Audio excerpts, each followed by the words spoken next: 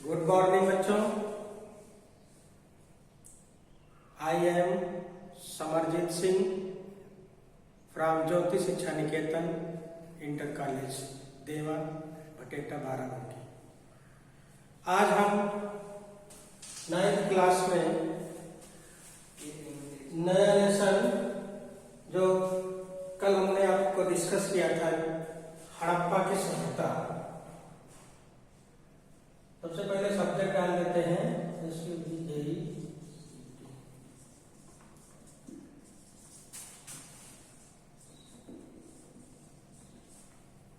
ठीक है बच्चों। सामाजिक विज्ञान के अंतर्गत हिस्ट्री से संबंधित है।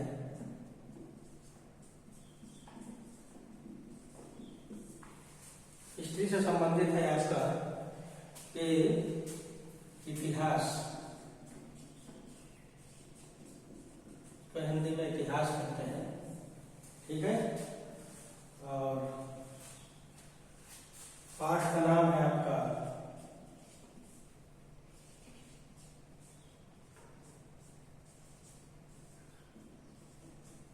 हड़प्पा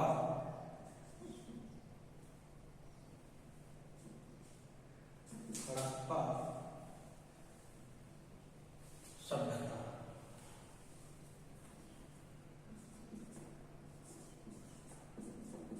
ठीक है बच्चों, हड़प्पा सभ्यता आपके पाठ का नाम है। जैसा कि आप जानते हैं कि हड़प्पा सभ्यता की खुदाई करने वाले, जो हड़प्पा सभ्यता की खुदाई करने वाले दो विद्वानों के नाम अगर पूछा जाता है तो नंबर 1 पहले हम लिखते हैं राय बहादुर। नंबर 1 लिखते हैं राय बहादुर दयाराम साहनी। ठीक है बच्चों। अगर हम बात करते हैं कि जो है हड़प्पा सभ्यता की खुदाई करने वाले दो विद्वानों के नाम, तो नंबर 1 दयाराम साहनी, यानी कि राय बहादुर दयाराम साहनी। ठीक है बच्चों।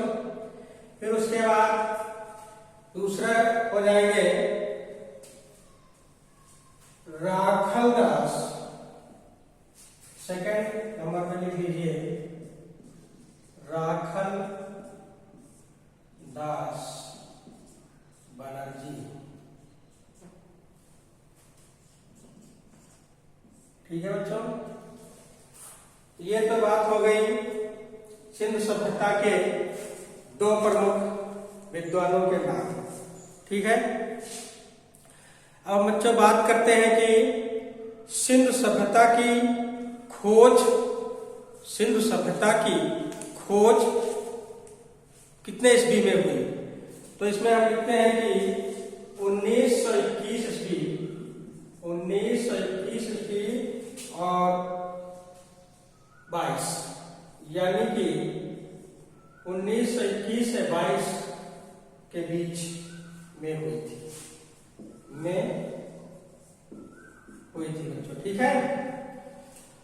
और अगर देखा जाए तो सिंधु सभ्यता के निर्माता कौन थे बच्चों। अगर कहा जाए सिंधु सभ्यता के जो है निर्माता कौन थे, ठीक है, तो सिंधु सभ्यता के निर्माता बच्चों लिख लेंगे आप द्रविड़। कौन? द्रविड़। ठीक है बच्चों। ये आपका तीसरा पॉइंट है। ये निर्माता कौन थे और ये दो विद्वानों के नाम, दो विद्वानों के नाम। ठीक है बच्चों। नेक्स्ट बात करते हैं सिंधु घाटी सभ्यता की। अगर कहा जाए, आपसे पूछा जाए कि सिंधु घाटी के सभ्यता के दो प्रमुख नगरों के नाम बताइए बच्चों, तो दो प्रमुख नगरों के नाम बता सकते हैं आप। पहला तो हड़प्पा, पहला लिख सकते हैं हड़प्पा, ठीक है बच्चों। और सेकंड नंबर पे लिख सकते हैं आप मोहनजोदड़ो, मोहनजोदड़ो।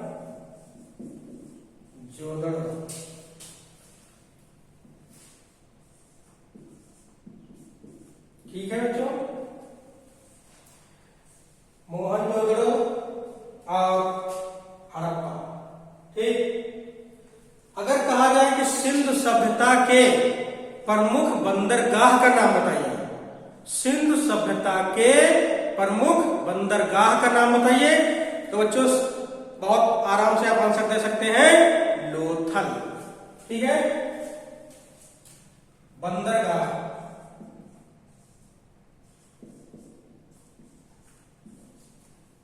बंदरगाह का नाम है लोथल। ठीक है बच्चों, चौथे क्वेश्चन में हो गया आपका, नहीं ये पांचवा क्वेश्चन है, ये चौथा ये हो गया आपका, पांचवा ये होगा। ठीक है, तो ये बंदरगाह बच्चों में, ये क्या बंदरगाह, तो बंदरगाह का मतलब ये होता है, हम थोड़ा डिटेल में बताना चाहेंगे आपको कि बंदरगाह बच्चों होते हैं, ठीक है।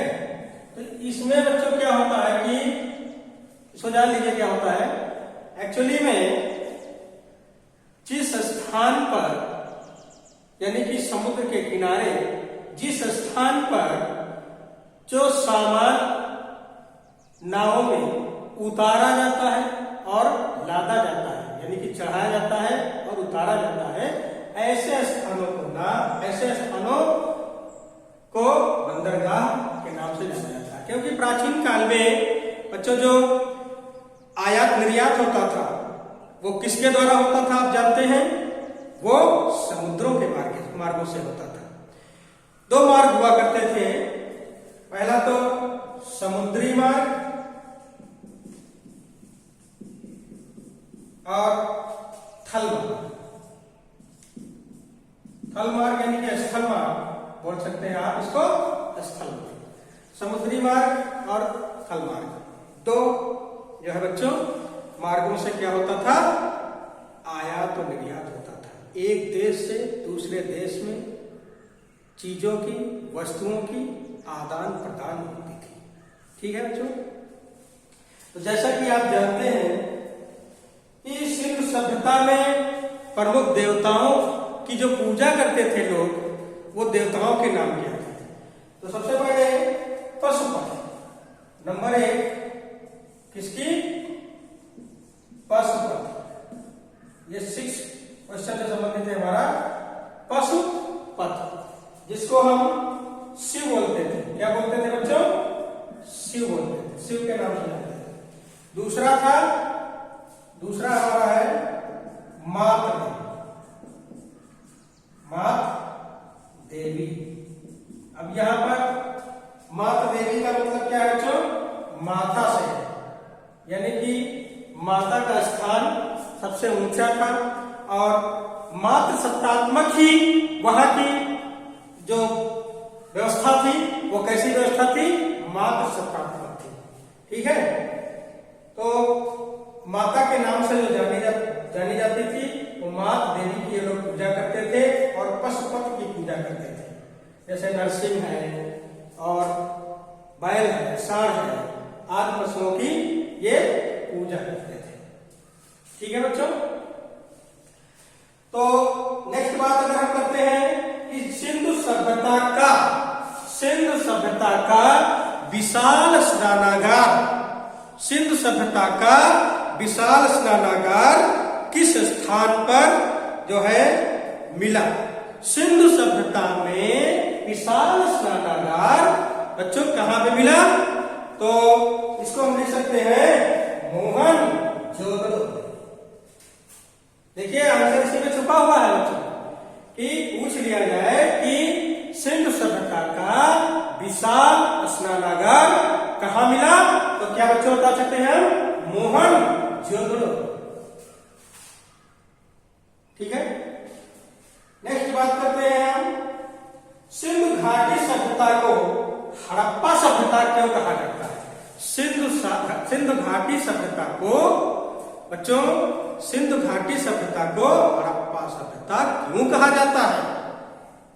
ठीक है, तो ध्यान दीजिएगा, सिंधु सभ्यता को उसके सर्वप्रथम, सिंधु सभ्यता के उसके सर्वप्रथम ज्ञात स्थल यानी कि जानकारी जो मिली, ज्ञात स्थल वो हड़प्पा ही था। ज्ञात स्थल कौन सा था? वो आपका हड़प्पा ही था। ये देखिए, जो जानकारी ज्ञात हुई उस स्थल का नाम क्या था? हड़प्पा था। ठीक है, इसलिए स्थल के नाम से हड़प्पा सभ्यता जानी जाती है या कहा जाता है। यानी कि आप इसे पुनः बता दे रहे हैं आपको कि सिंधु सभ्यता को उसके सर्वप्रथम ज्ञात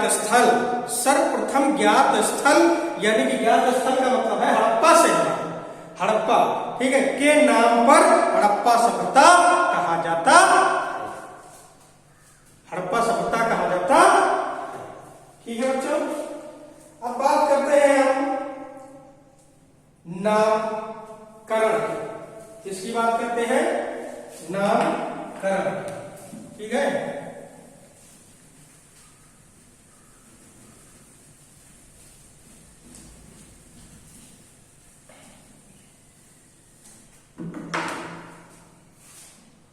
इसको लिख लीजिएगा बच्चों ध्यान करके, नामकरण।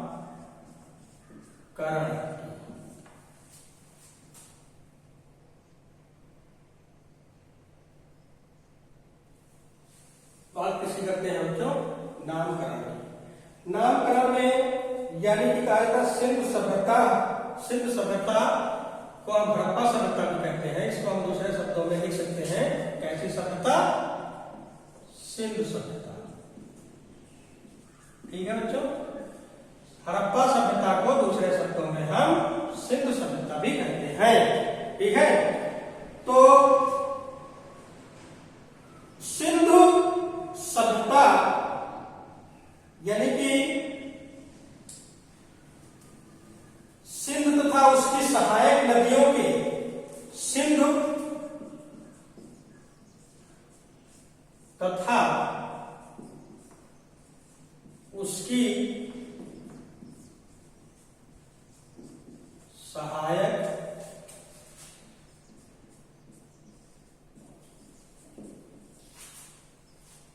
नदियों की उर्वर मैदान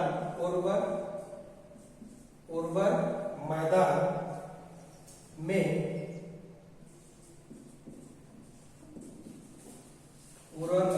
उर्वर मैदान में भारत को कार्यकाल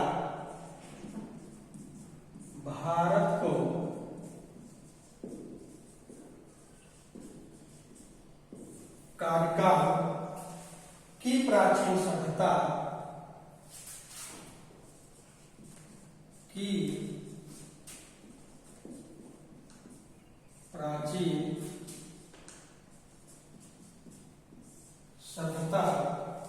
का उदय हुआ था, का उदय हुआ था, जिसे सामान्यता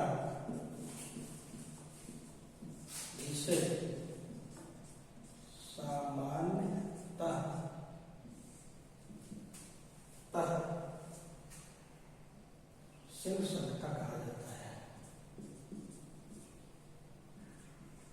क्या कहा जाता है बच्चों?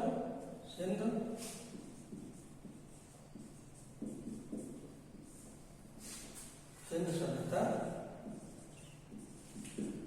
कहा जाता है। हड़प्पा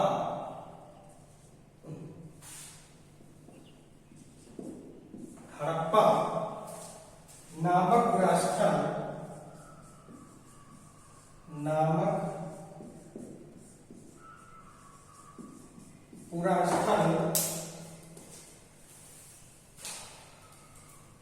से सर्वप्रथम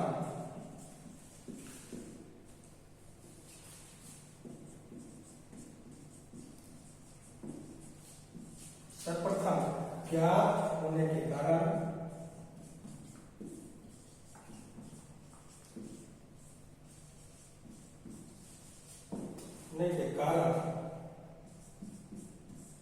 इसको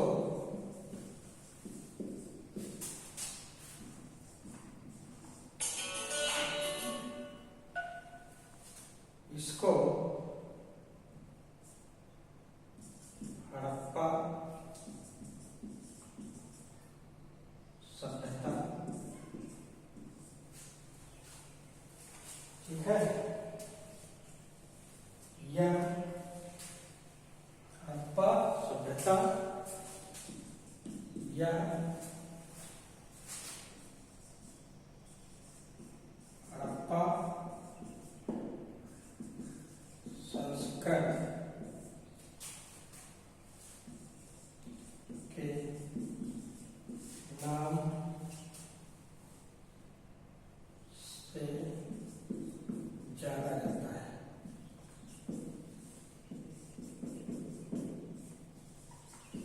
जाना जाता है या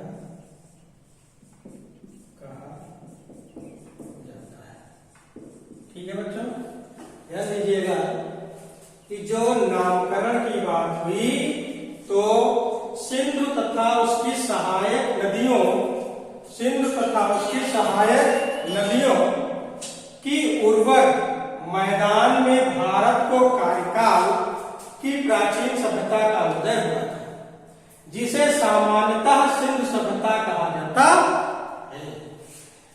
अब दूसरी बात, हड़प्पा नामक पुरा स्थल से सर्वप्रथम ज्ञात होना जो पता चला, इससे पूरा स्थल यानी कि पहले के जो स्थल है वो सभ्यता, सिंधु सभ्यता, सिंधु नदी आदि से सर्वप्रथम ज्ञात हुआ कि ये सभ्यता यहां से शुरू हुई है, यहां के लोगों से जानी जाती है और नदियों के किनारे विकसित हुई। ठीक है, जैसे नदियां हैं आपकी दजला और फरात, दजला और फरात नदी। ठीक है बच्चों, तो क्या हुआ कि इसको हड़प्पा सभ्यता या हड़प्पा संस्कृत के नाम से कहा जाता है। ठीक है बच्चों, अब बात आती है कि अब हम आपको बताते हैं कि इसकी आर्थिक स्थिति और सांस्कृतिक स्थिति और राजनीतिक स्थिति कैसी है। तो बच्चों सबसे पहले बात करते हैं इसकी,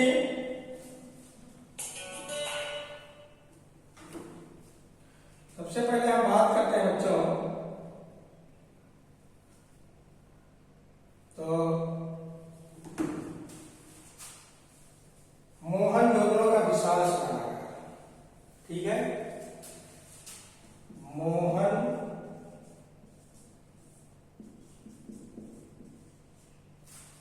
मोहनजोदड़ो का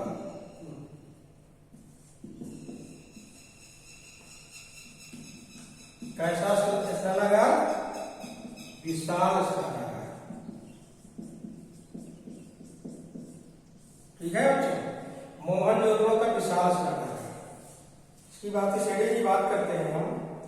तो यहां सर्वप्रथम भवनों के खंडर, यहां पर सर्वप्रथम जो भवन थे उनके खंडर और उनसे संबंधित जो है उपलब्ध सार्वजनिक सब लोगों के लिए, सब लोगों के लिए जो नहाने के बड़े बड़े स्नानागार और जिनमें पानी भरने व गंदा पानी निकलने की व्यवस्था होती थी। ये एक राजमहल के भवन अर्थात खंडर से प्राप्त हुआ। फिर हम बात करते हैं बच्चों विभिन्न कलाओं के बारे में, विभिन्न कलाएं। ठीक है, इसकी बात करते हैं बच्चों विभिन्न कलाएं।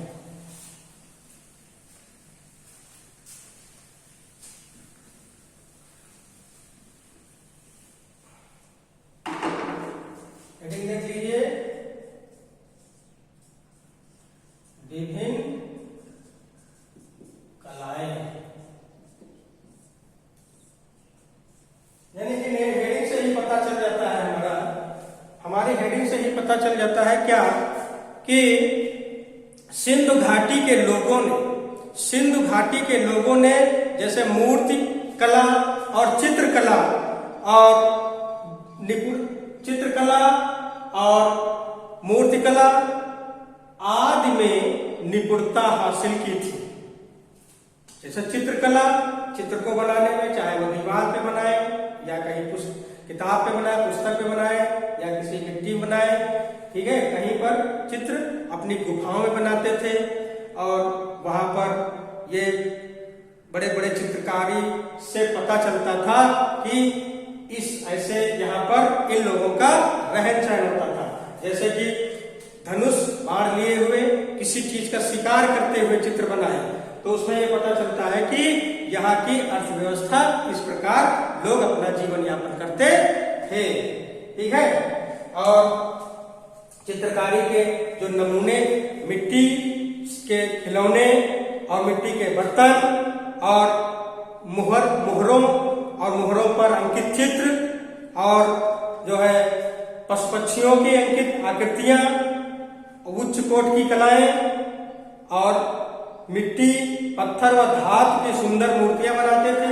मिट्टी की भी मूर्तियां बनाते थे और धातु की भी मूर्तियां बनाते थे, जिससे ये पता चलता था कि सिंधु घाटी की सभ्यता के लोग विभिन्न विभिन्न कलाओं में दक्षता हासिल की थी।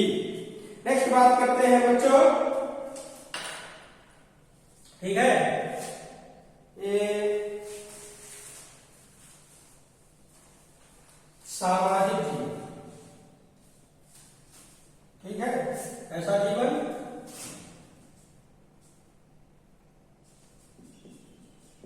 थोड़ा सा जान लीजिए। इसमें सामाजिक जीवन में क्या है, डिटेल हम बात बताएंगे आपको, थोड़ा सा हम जान लीजिए। ये पहली हेडिंग वाली थी, ये दूसरी है, ये तीसरी हेडिंग है सामाजिक जीवन। तो सामाजिक जीवन बच्चों क्या था कि उत्खनन से जो प्राप्त अवशेष थे, सामाजिक जीवन के मतलब कि उत्खनन का मतलब है हड़प्पा की खुदाई से जो चीज अवशेष के रूप में हमको मिली थी, उनसे यह ज्ञात होता है, यह पता चलता है कि वहां के सिंधु समाज, जो सिंधु समाज था, वो कैसा था, मात्र सत्तात्मक था। कैसा था, मात्र सत्तात्मक था। वहां का समाज जो था वो बच्चों कैसा था, मात्र सत्तात्मक था, ना कि पितृ सत्तात्मक था, बल्कि मात्र सत्तात्मक था, ठीक है। इसमें समाज में पुरोहित, व्यापारी, शिल्पकार, श्रमिक, मजदूर और जो व्यापारी थे वो अपनी अपनी महत्वपूर्ण भूमिका निभाते थे सामाजिक जीवन, ठीक है। नेक्स्ट बात करते हैं धार्मिक जीवन की। चौथा पॉइंट है आपका धार्मिक जीवन की। तो हम बच्चों धार्मिक जीवन की बात करते हैं तो धार्मिक जीवन में धर्म से संबंधित होता था। जैसे कि सिंधु सभ्यता के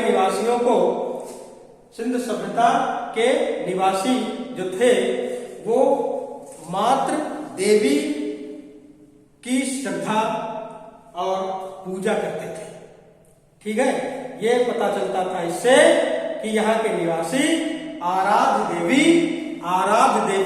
अर्थात मातृ देवी की पूजा करते थे, ठीक है।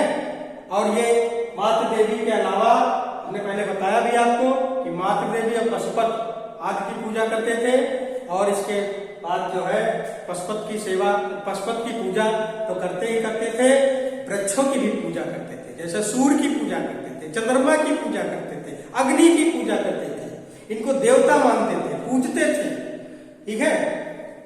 और शिव की पूजा करते थे।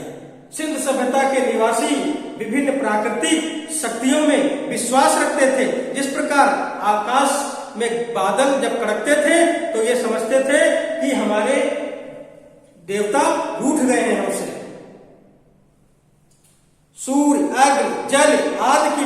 करते थे और इसमें ये लोग अपना विश्वास भी रखते थे।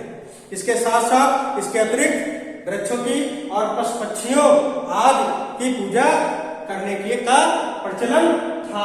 कहाँ पे? सिंधु घाटी की सभ्यता में, यानी कि हड़प्पा सभ्यता में, जिसको हम दूसरे शब्दों में कौन सी सभ्यता के नाम से जानते हैं बच्चों? सभ्यता संस्कृत के नाम से जानते हैं। ठीक। नेक्स्ट बात है, पॉइंट है हमारा आर्थिक जीवन। कैसा जीवन बच्चों? आर्थिक जीवन। आर्थिक जीवन की बात करें तो आर्थिक जीवन की बात करें बच्चों, तो इसमें क्या होता है कि सिंधु सभ्यता के निवासियों का मुख्य व्यवसाय, सिंधु सभ्यता का जो सिंधु सभ्यता के रहने वाले लोग थे उनका मुख्य व्यवसाय क्या था? कृषि था। क्या था बच्चों? कृषि था। और कृषि के साथ साथ पशुपालन भी करते थे। ठीक है। क्या करते थे? पशु पालन भी करते थे। जैसे पशुओं को पालना, गाय, भैंस, बकरी, भेड़ आदि पशुओं को पालते थे और इनसे वो अपना व्यवसाय करते थे। जैसे दूध निकालते थे, दूध निकालने से मक्खन बनाते थे, दही बनाते थे आदि का व्यवसाय ये लोग करते थे। फिर इसके बारे में जैसे कला है, ठीक है, 6 हेडिंग है आपकी कला। और फिर उसके बाद नेक्स्ट हेडिंग आपकी होगी नगर योजना। क्या होगी? नगर योजना। ठीक है बच्चों। तो कला में थोड़ी सी बात जान लीजिए। उत्खनन से प्राप्त मूर्तियां और जो बर्तन मिले हुए थे, इन कलाओं में आभूषण जैसे थे, मुद्रण की छपाई और मिट्टी के बर्तन में तमाम प्रकार की आकृतियां बनी हुई थी।